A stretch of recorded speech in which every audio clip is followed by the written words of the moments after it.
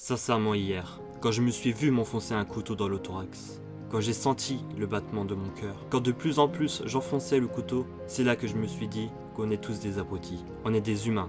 On est une des espèces les plus intelligentes. Mais malheureusement, on nous a donné des émotions comme la colère, la haine, la vengeance, mais aussi la solitude, le désespoir. Je me suis demandé comment on en est arrivé là. On est le mercredi 26 août. Et ce message, je l'ai écrit le mardi 25 août. Je fais cette vidéo parce que j'ai besoin de parler, j'ai besoin de me libérer et j'espère que cette vidéo va m'aider à me libérer. Mais je sais pas dans quoi je m'engage, je sais pas qu'est-ce que je vais dire, j'ai rien prévu comme texte, je sais pas trop quoi dire, mais je vais essayer de faire tout mon possible pour vous faire transmettre ce que je subis, ce que j'essaie de faire pour m'arranger, pour que je puisse vous aider un jour. On va dire que ça va faire à peu près 3 semaines que je me retrouve dans une dépression. Je sais que le mot dépression, il est maintenant il veut plus rien dire. Genre dès qu'on va mal, maintenant on dit qu'on est en dépression ou quoi, alors que la dépression c'est une vraie maladie qui fait mal, qui peut nous faire du mal, qui peut faire du mal à nos proches. Et voilà, donc moi je suis vraiment, je me désigne dans le vrai cas d'une dépression avec des troubles à l'anxiété, je dirais. Pour l'instant c'est très vague pour moi, j'ai pas encore vu de psy, même si normalement c'est prévu. Ils vont me dire qu'est-ce que j'ai pas. Moi c'est ce que je me dis. Trouble de l'anxiété, dès que je stresse, je panique, c'est très dur à expliquer. Comme j'ai dit, je sais pas comment ça va être cette vidéo, je vais parler de tout, de rien. Ça va peut-être pas être très clair pour vous, mais voilà, je peux me lancer dans différents sujets en même temps, je contrôle pas. Déjà, peut-être vous demandez comment je suis rentré en dépression, pourquoi ça fait 4 semaines où je suis vraiment pas bien dans mon corps, dans mon esprit. Et tout ça, c'est beaucoup de choses privées, bien sûr.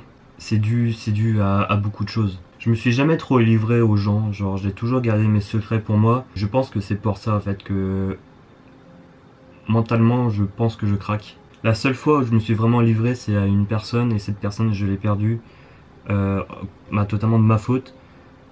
Donc pareil, j'ai gardé tout ça pour moi, ça m'a fait beaucoup de mal. Donc je vais essayer de vous dire en gros pourquoi, je vais pas pouvoir rentrer dans les détails tout de suite. Mais déjà le fait que j'ai perdu quelqu'un de proche, ça joue beaucoup. Moi je dis c'est ce qui...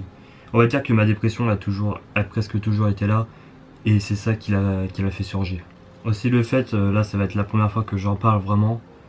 Même à mes parents, j'en ai pas trop parlé, j'ai juste évoqué la chose. Mais j'étais victime d'harcèlement scolaire, très poussé par... il y a eu de l'agression, des attouchements, etc. J'ai trop du mal à regarder la caméra, je suis désolé. Et ce harcèlement, il m'a suivi toute ma vie. Ça s'est passé au CM1, encore aujourd'hui j'en fais beaucoup de cauchemars. J'ai des moments, je sais que pendant le confinement c'est arrivé, les cauchemars sont revenus, j'enchaînais les crises de panique. Tout ça dans mon coin, j'évitais de le montrer aux autres, sauf à une personne qui était là pour m'aider. Mais voilà, j'enchaînais beaucoup de choses, tu peux quoi dire. Et on va dire que maintenant que cette personne soit plus là pour m'aider, que ça va être la rentrée, chaque rentrée, ça me fait ça. J'ai des périodes où, à cause de ça, je n'ai pas été en cours. Et voilà, le fait que maintenant j'y repense, que j'ai perdu la personne avec qui me confier, que du coup ça ronge tout le temps au fond de moi. Et je pense que c'est vraiment là où tout est parti. Sur ça, je vais pas trop rentrer dans les détails, mais comme j'ai dit, j'avais une personne avec qui je tenais beaucoup d'importance. Elle a toujours été là pour moi. J'ai essayé d'être toujours là pour elle. Et cette personne m'a fait énormément de bien. Et me faisait du bien au quotidien. Elle me donnait du bonheur. Le bonheur que j'arrivais plus à me donner moi-même, elle me donnait du bonheur. Et on va dire de ma faute, je l'ai trahi, j'ai fait des erreurs dans le passé qui a touché le présent. Je l'ai perdu et on va dire que je me suis retrouvé vraiment sans qui compter.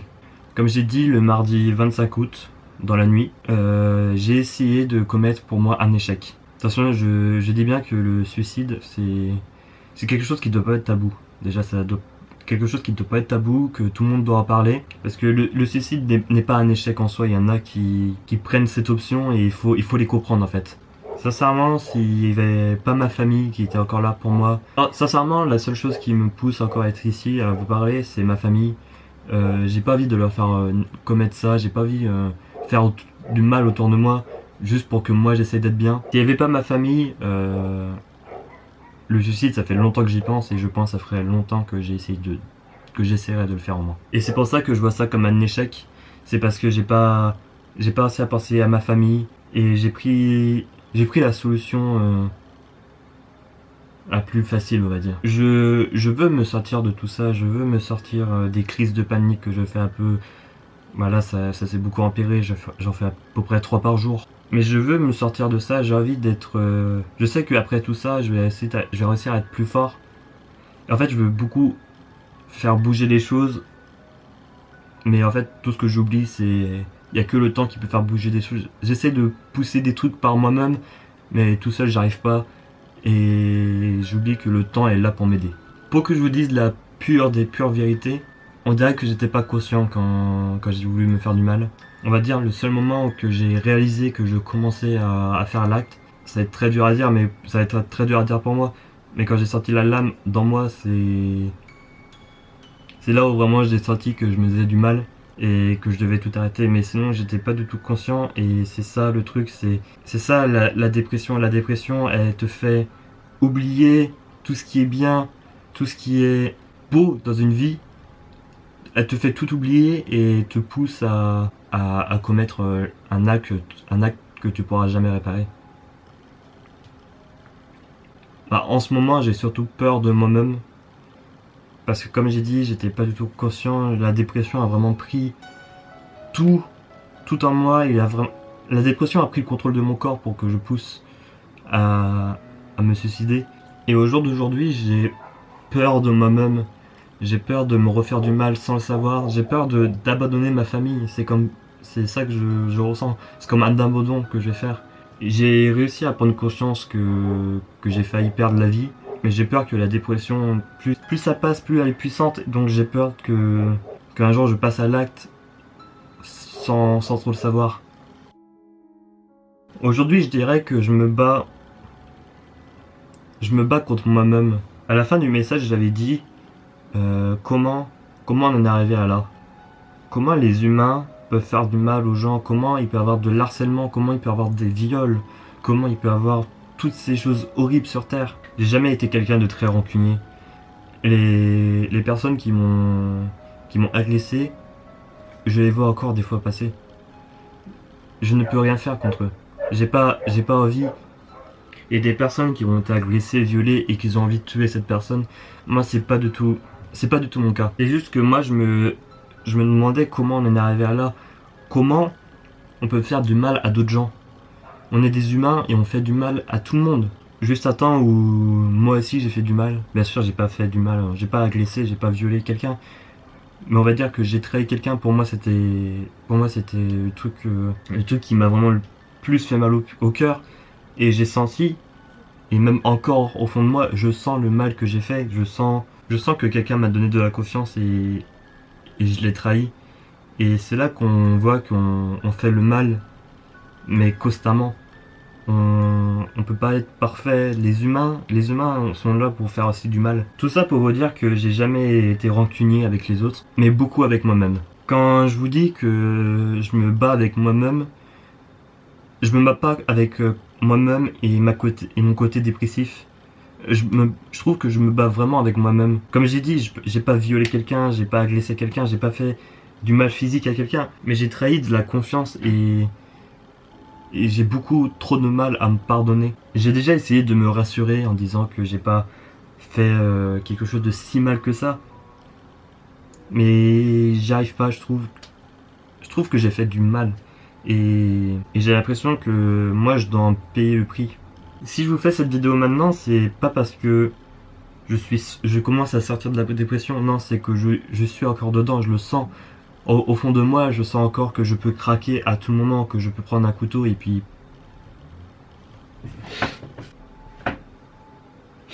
Ce qui est sûr, c'est que je me fais du mal un peu constamment. Comme j'ai dit, j'ai une douleur au fond de moi qui est... Un jour, j'ai vraiment tapé contre une porte en croyant que c'était moi, que j'ai voulu me frapper, j'ai voulu me faire du mal, et je crois bien que je l'ai fait. Donc en ce moment, je fais beaucoup du mal à moi-même. J'ai des pensées très négatives sur moi, et j'arrive pas à me dire que je suis triste pour moi. Je sais pas du tout. Je me perds dans mes mots. Je sais pas. Je sais vraiment pas quoi dire. Dans ma tête, c'est vraiment grave, je dirais. Dites-vous bien que je commence à me dire que ça me choquerait pas que je finisse en psychiatrie à un moment. Parce que je pense que dans ma tête, ça va pas du tout et c'est très grave. Comme j'ai dit, j'ai des crises de panique dès que je pense à quelque chose qui me fait mal. Comme à moi, comme ce que j'ai fait. Ça me fait mal dès que j'y pense. Dès que, je sais pas, je vois d'anciennes photos, des trucs qui me font rappeler, je pète un câble totalement, mentalement. Je deviens plus moi-même et quelque chose brouille ma tête, vraiment. Tout ça pour vous dire que j'ai peur de moi. J'ai peur de moi, j'ai peur de ce que je peux faire. J'ai peur de devenir fou, même si je le deviens, je le sens. J'ai peur de craquer. Je peux craquer à tout moment et je le sais. Même pendant cette vidéo. Sincèrement, là, je sais pas combien vous êtes en minutes en vidéo. Moi, ça fait 2 heures que je tourne. Parce que j'ai dû essuyer des larmes, j'ai dû me poser parce que ça allait mal ou quoi. C'est très dur pour moi de faire cette vidéo, mais je la fais quand même et je l'abandonne pas. Je sais que j'ai fait du mal et que le mal est fait. Mais je voudrais qu'on lise la suite du message que j'ai envoyé. Comment on fait pour être à un point comme ça? Comment ces émotions si puissantes arrivent trop souvent? Et j'ai réalisé qu'on n'est juste pas là pour les autres. Parfois, on est tellement aveuglé par la colère, la rage, qu'on voit pas ce que c'est d'être humain. On a tous besoin des autres pour être bien. Parce qu'ensemble, nous sommes plus forts, tout simplement. Et pour réussir dans la vie, il faut faire des exceptions. Savoir reconnaître qu'on a besoin des gens autour de nous. J'essaye de montrer ça aux gens ces derniers temps. Que si on se retrouve seul, on se retrouve impuissant. Et que ensemble, on est plus fort. On a aussi eu des sentiments comme l'empathie, le pardon, l'amour. Que ça soit amitié ou de cœur. Dans cette société où de plus en plus de jeunes qui se suicident, qui se font du mal, c'est juste parce qu'on n'est pas entouré. Ces derniers temps, la rage prend réellement le dessus. C'est là qu'on est plus unis et qu'on se retrouve seul. Je suis tombé, je pense, dans le pire moment pour faire vraiment une dépression. Parce que tout le monde est en vacances. Même mes parents, ils étaient pas là. 5 semaines, tout seul, livré à moi-même, livré dans mes crises de panique, livré dans mon mal-être. Sans que j'en parle à quelqu'un, sans que quelqu'un vienne me voir, sans me déconnecter l'esprit. Et je pense que ça fait partie aussi de la dépression, que t'as l'impression qu'il n'y a personne pour toi. Ça, c'est tous les tests que j'écris pendant que je suis en dépression. Avant qu'une crise commence, j'ai plein d'idées. J'ai plein de trucs que je veux noter, que j'ai besoin de noter, que je veux dire à des gens, mais que du coup j'en vois pas parce que j'ai pas envie de les inquiéter, ou même il y en a qui veulent pas me parler à cause du mal que j'ai fait. Donc j'en vois rien, je garde tout pour moi. Mais en ce moment, j'ai beaucoup besoin d'écrire, et comme vous avez vu, j'ai besoin d'écrire sur la situation actuelle dans ce monde. Je vais en parler, je vais peut-être partir en crise juste après. Je vais voir comment je vais m'en sortir, mais j'ai besoin d'en parler. Je peux pas faire changer le monde, mais j'ai besoin que les gens soient plus présents pour tout le monde. On est dans une période où beaucoup de jeunes se suicident, beaucoup de jeunes ne sont pas bien dans leur peau, il y a beaucoup de mal qui est fait constamment. Et je vous dis, j'ai subi ça, et en fait, ce qui fait le plus mal, c'est de la solitude. C'est que tu crois vraiment que t'es tout seul dans le monde. J'avais une personne où je confiais tous mes secrets. Dès que j'allais mal, je lui disais. Depuis que je l'ai perdu, j'avais plus rien dire à personne. J'étais resté dans mon coin. Il faut être beaucoup plus unis avec nous. Avec nous tous. On se prend pas assez soin des uns et des autres. Si vous avez des meilleurs potes, on est bien d'accord qu'ils seront toujours là pour vous. Et si vous avez quelqu'un que vous aimez pas du tout, vous êtes d'accord que lui, pour vous, il sera jamais là pour vous. Et c'est ça. On est tellement désunis, surtout nous les jeunes. Hein, dès qu'on voit une personne, on nous dit ah, ça c'est cette personne, regarde comment elle s'habille, j'ai pas envie de parler avec elle.